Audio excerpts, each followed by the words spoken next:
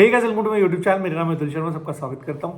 तो बार बार एक ही सवाल मेरे पास आ रहा है एसबीपीओ के रिगार्डिंग, इंटरव्यू के रिगार्डिंग, कि भैया गैप ईयर को जस्टिफाई कैसे करें जो हमने ग्रेजुएशन की है और जब एग्जाम हुआ है इसके बीच जो भी टाइम पीरियड था, चाहे वो 2 साल है, 3 साल है, 4 साल है, उसको जस्टिफाई कैसे करें और कैसे बताएं जो पैनल होगा उनको कि हाँ ये चीज़ थी सर, और वो कन्विंस हो जाए कि हाँ ये जेन्युइन इंसान है और सही बोल रहा है जो भी बोल रहा है और इसकी सही चीज़ें हैं जो इसने एक्सप्लेन की है। ठीक है, तो सबसे पहली बात तो मैं कहूँगा कि जिसका भी गैप होता है उस इंसान को खुद को पता होता है कि वो गैप क्यों पड़ा।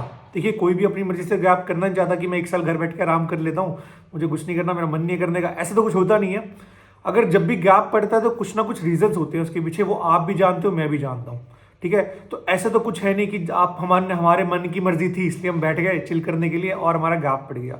ऐसा तो नहीं है सर किसी के केस में, मेरे को इतना जनरल लगता है किसी भी इंसान केस में या किसी भी एस्पिरेंट केस में ऐसा नहीं होगा कि वो अपनी मर्जी से बैठ जाता है। ठीक है, तो जो रीज़न था, पहली बात तो वही आपका रीज़न होता है। ठीक है, उसको अच्छे से प्रेजेंट करें। ठीक है, उसमें क्या क्या हो सकता है, देखिए जिनका 1-2 साल का गैप होता है जनरली उनके रीज़न होते हैं कि हम तैयारी कर रहे थे। ठीक है, और उस दौरान हमने तैयारी करी और उसमें 1 साल हमारा नहीं हुआ, 2 साल नहीं हुआ और फिर इस साल हुआ हम तो हम आ गए।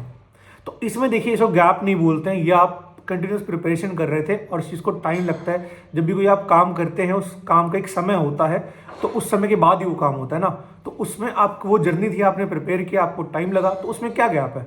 ठीक है, हाँ, लेकिन उसको प्रेजेंट करने का तरीका ये, जब भी आप ये बताएं कि आप प्रिपेयर कर रहे थे, सिंस आप प्रिपेयर कर रहे हैं, आप कुछ भी और नहीं कर रहे हैं दिन में, लेकिन मैं ये हमेशा कहता हूँ कि एक और चीज़ ऐड कर दीजिएगा कि सर मैं कहीं ना कहीं छोटे बच्चों को अपने घर पे ट्यूशन दे रहा था या फिर कोई आसपास छोटी कोचिंग इंस्टीट्यूट था उसमें पढ़ा रहा था। ठीक है, तो मतलब आप कुछ ना कुछ काम कर रहे थे पार्ट टाइम, ताकि आप एक अच्छे इंसान बनकर दिखे उनके सामने कि हाँ भाई ये सिर्फ तैयारी नहीं कर रहा था, कुछ और भी कर रहा था अपनी लाइफ में।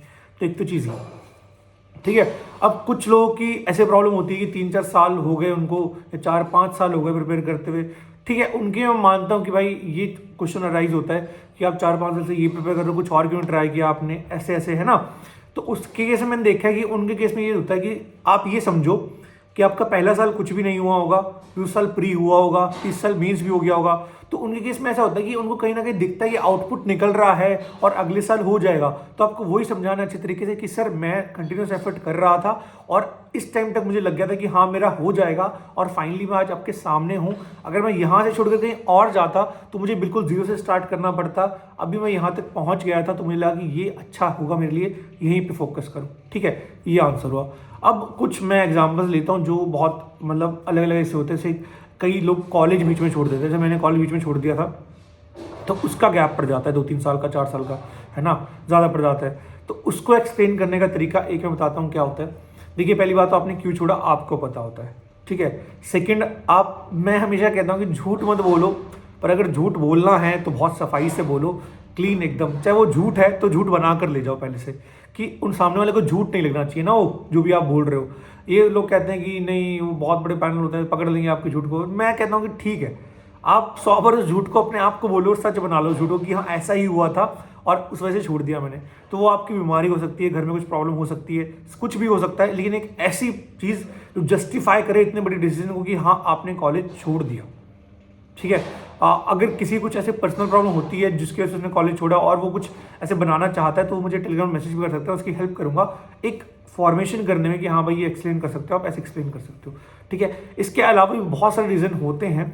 तो मैं ये कहता हूँ कि जैसे कॉलेज छोड़ दिया एक तो हो गया, ठीक है, और कुछ बीमार हो गए उसकी वजह से गैप पड़ गया, तो ये सब मतलब खुद आप जस्टिफाई कर सकते हो कि सर बीमार हो गया इसलिए गैप पड़ गया था। ठीक है, तो इसमें कुछ झूठ बोलने की वजह नहीं है कि 2 साल आपने क्या किया, आपने खाली बैठ लिया। अरे भाई, प्रिपेयर करने में भी टाइम लगता है। इसके अलावा जब अगर कुछ है आपके मन में जिन्हें गैप पड़ा होगा तो उनके हो सकता है कुछ अपने अपने रीज़न रहे होंगे, और अगर उनको लगता है कि वो ऐसे जस्टिफाई नहीं कर पाएंगे इसके साथ तो मुझे वो मैसेज करें, मैं उनकी हेल्प कर दूंगा इसको एक बनाने में, प्रॉपर रीज़न बनाने में। ठीक है, तो आई होप आपको कुछ ना कुछ सीखने को मिला उस वीडियो से और काफ़ी सारे लोगों के डाउट्स क्लियर हो गए। बार बार एक चीज़ नहीं पूछेंगे अब।